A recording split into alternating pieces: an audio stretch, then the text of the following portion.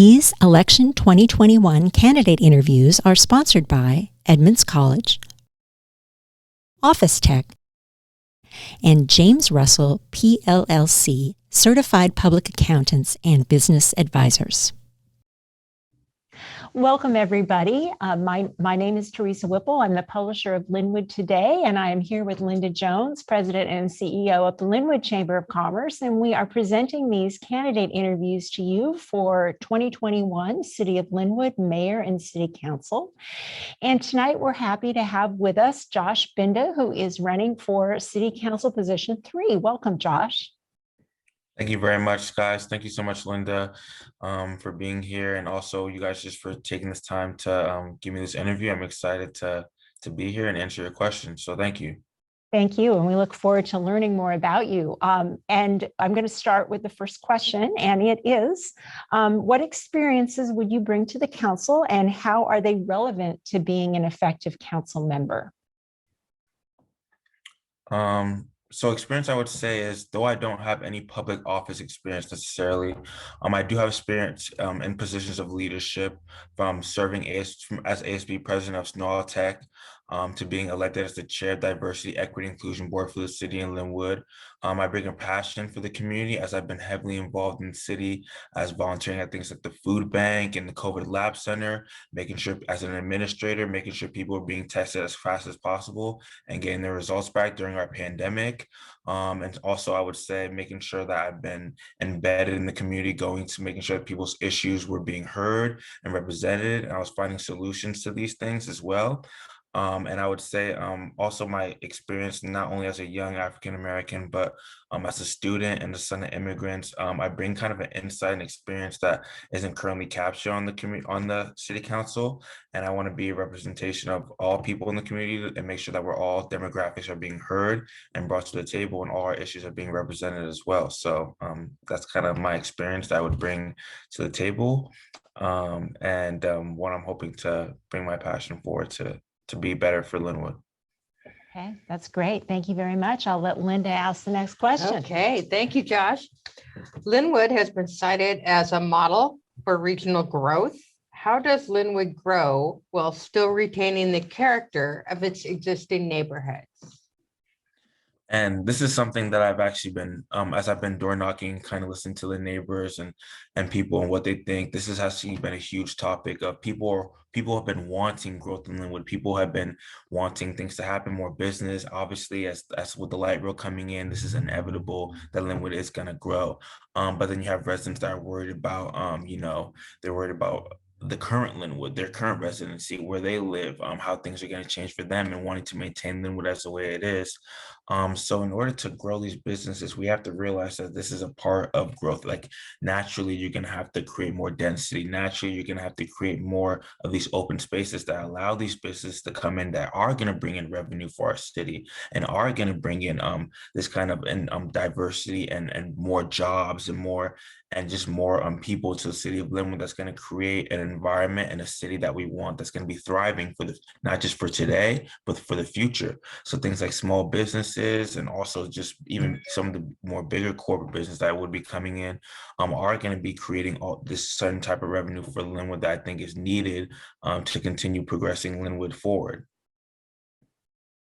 Thank you very much. Okay, Josh, my question is, what ideas do you have for addressing the city's homelessness issue? So I believe the homelessness issue in Lynnwood is definitely has increased a lot, and that's why my topics on this, I would say, are definitely things like affordable housing.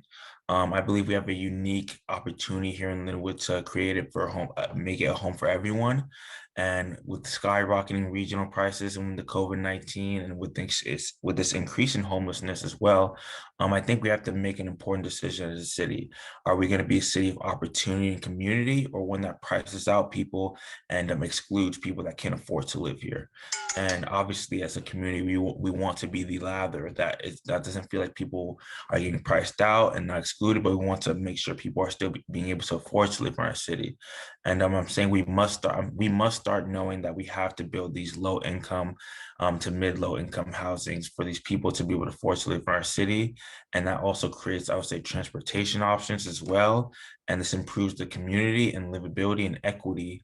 And I would say doing this, I would say through like ensuring a range of new housing options for all stages of life, from apartments to townhomes to cottages to more low income affordable type in housing in general, are things that need to be created. Also, I would say providing information like increased protection for renters and long time renters and residents as well.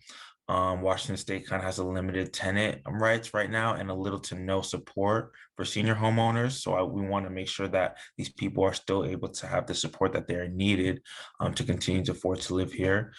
Things like ensuring the market cap affordable housing within Lynnwood through federal funding, I would say, and multi-agency coordination and public privacy partnerships as well.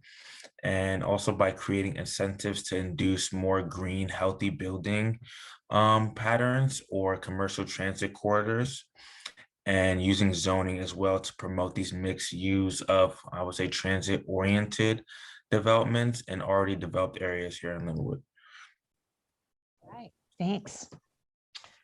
Okay, a little timely question here. How would you help Lynnwood businesses that have been impacted by the COVID-19 pandemic? And that's a big thing because since COVID-19 last year, our city has kind of lost 9.2 million in revenue, and that's put a lot of these local level businesses and a lot of these community businesses at setback. And some people have even run out of business because of this. And so I think just helping workers get back to work, as now, we're kind of, as you guys know, we're open as a state fully. So I think it's getting these businesses back to work and getting them fully functioning and making sure that we're still taking the precautions needed, but we're making sure that Lynnwood is back to full thriving as it was before the pandemic, and getting everyone back on their feet and making sure we're supporting our local businesses and local community members on our way back to becoming where we were before this. So I would say those are ways we can strive towards that, and putting people back to work and putting our businesses back to full functioning hours are ways we can achieve this. Thank you very much. Okay, Josh, how would you help? Oh, sorry, I was just rereading Linda's question. Let me try this again. Sorry, we've been doing this for a while today, so we're getting a little rummy, I think. Do you have ideas for better engaging residents who have not traditionally been involved in city government? And that's kind of where I shine a lot. Just by me being a newer candidate and a newer perspective to Lynnwood, I've had the pleasure of going door to door and just kind of letting people know, informing the people. I think we need to have a hands-on involvement. People need to know how much the local government affects their lives. People need to know how much the local government affects their taxes, affects the way they do things, affects the community. And I think it's just a lack of knowledge, and it's a lack of people truly understanding. I think people pay attention to the bigger picture, the presidency and like those bigger campaigns, and they their vision is on that, not realizing it's the local level government that's really truly impacting their day-to-day life. So I think the more we can push that information at the local level, really start finding ways to embed in the community, say, hey, this is what we're doing for you guys. What ways can we help? What ways can we implement change? What ways do we need to step forward in some things, and truly engaging in them. I would say I feel like Lynnwood doesn't have that current engagement, that current people saying, hey, we need to get people more involved. We need to get our community more involved. We need to hear the voices of the people and be representation of that. It's not about what we think is the best for the community. What the community says themselves, I believe, is what's the best. And what better way to do that than find out for them themselves, and going out and reaching out and putting in that extra effort and that extra leg to really find out what the needs are for our community and making that happen. And I think those are ways you can get really people involved and get people to understand, like, hey, this really does matter. The city council race, all this, it matters. And we need to have the right people in our office to making the right decisions. And that's why I'm kind of running to prove that I'm that person as well. So thank you. Thank you very much. You have a lot of energy. It's great to see that. I try my best. I try my best, man. Name the top challenge you see for Lynnwood in the next 5 years, and how would you address it? I think that kind of relates back to kind of what we talked about before. Well, in the next, I think it's by 2024 is when the light rail is expected to be built here in Lynnwood. So I think the top challenge, right, is going to be adjusting to this new kind of way of not just transportation in our city, but developments are going to be coming in and adjusting to all this new corporate and potential local businesses and all this new things that are going to be happening in Lynnwood, and making sure that we're still representing the current residents in Lynnwood. We're not pushing them aside. We're not pushing away their needs and their necessity, but we're also incoming these new people that are going to be coming into our city and creating a home that everyone can consider making Lynnwood home for everybody. And I think it's just all about involving, maintaining the current Lynnwood residents as well, their happiness, but also getting ready to branch out into the future and lean into the future and find ways that we're still going to be able to grow as a city. And but with growth, a lot of people, I feel like a lot of people are scared of change, and obviously when you have some of the older generations, even some new generations, that when they look at new and they look at all of this, they believe that they get scared because they're comfortable with what the way things are. But cities don't thrive on comfortability. Cities thrive on vision, off goals, off wanting to see something that you currently don't have, but know is going to be the benefit, and taking those steps to necessarily get there. And I think the current challenge is getting Lynnwood to believe that we are currently, yes, we're comfortable. Yes, Lynnwood's great right now. Yes, Lynnwood has a lot of things thriving, but Lynnwood could be better. Lynnwood could be greater. Lynnwood has this, if you have the vision and the wanting to see how much potential Lynnwood has, and getting people to get on board with that, and getting people to see that all this new development and these new things, this new transit coming for Lynnwood in the next 5-10 years is going to make Lynnwood thriving more than anyone could possibly imagine. And so I think it's just getting people to realize our potential as a city and what we're trying to accomplish, and getting on board with that, and not being stuck in such a place that they only see the now and what's happening, and it scares them and it frightens them.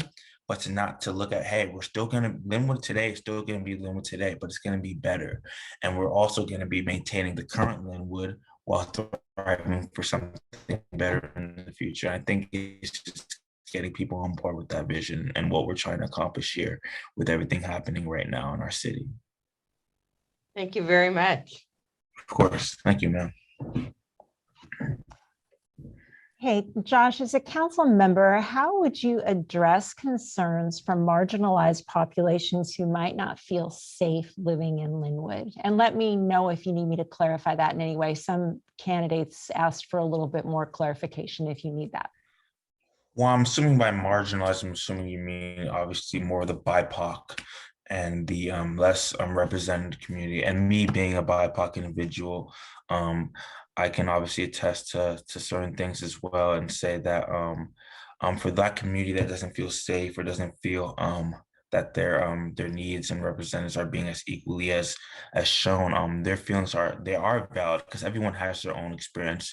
My experience could be completely different than another person's experience, but it's not my place to invalidate what people feel and how they're going, what they're going through. It's my position to look at their perspective, see what they're going through, and find ways to implement what ways we can make that better. And so for those people that feel this way towards them, what my goal is to go and reach out to those people and say, hey, what makes you feel this way?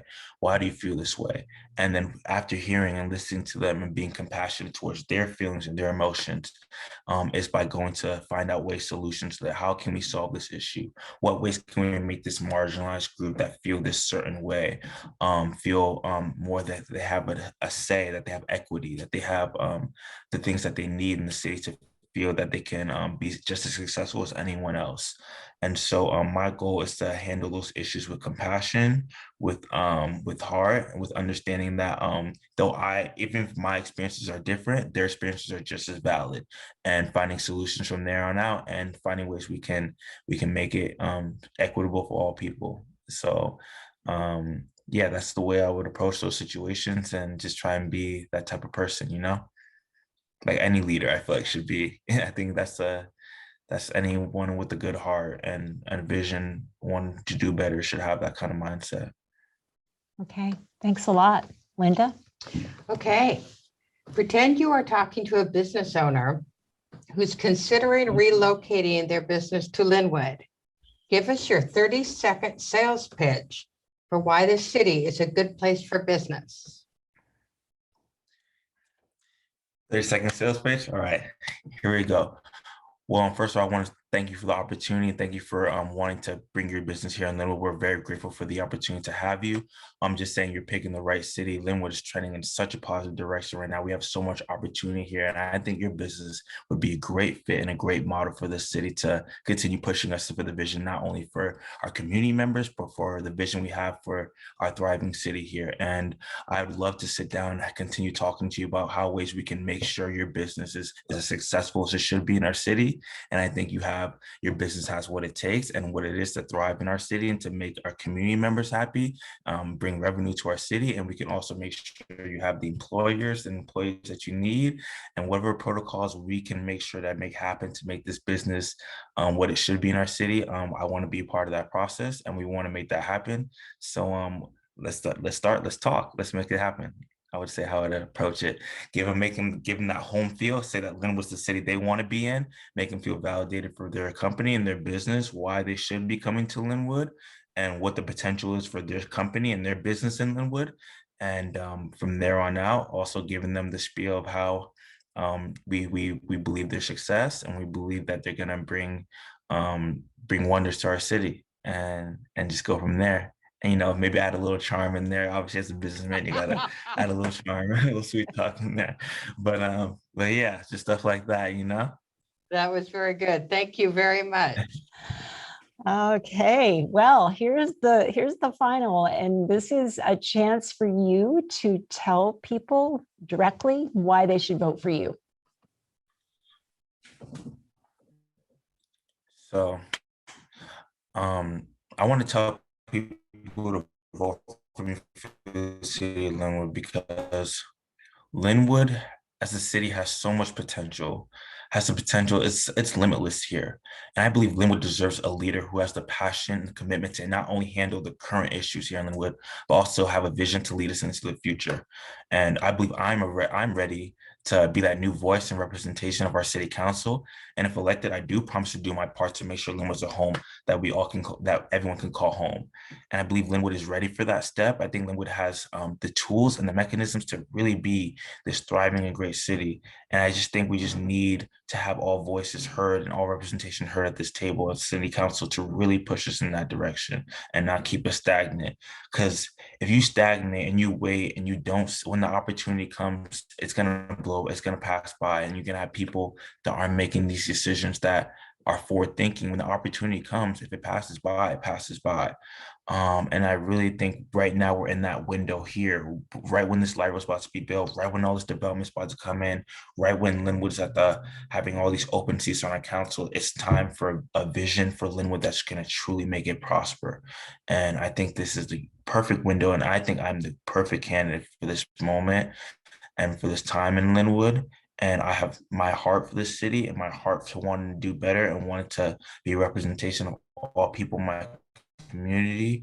It's going to show through my work ethic. It's going to show through my work policies that I want to pass. It's going to show through everything. And it's not even just me that wants to be.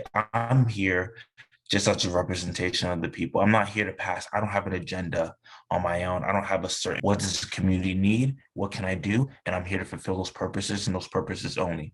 And I'm just excited for this opportunity, this endeavor. I have a lot of support from the community. I have a lot of strong support from local, state level leaders. And I believe they see the same vision that I see for Lynnwood. And I just want Lynnwood to look at me, look at who I am as a person, and see my character and see what my qualifications, and know that I'm the type of person they want to help lead the city in that direction. And so that's what I would say to Lynnwood people. And I'd be grateful for the opportunity to do so. I'd be honored. So thank you so much for that. Well, thank you. And thank you so much for coming here and joining us and sharing your vision. We really do appreciate it. And Of course. Good luck in your candidacy.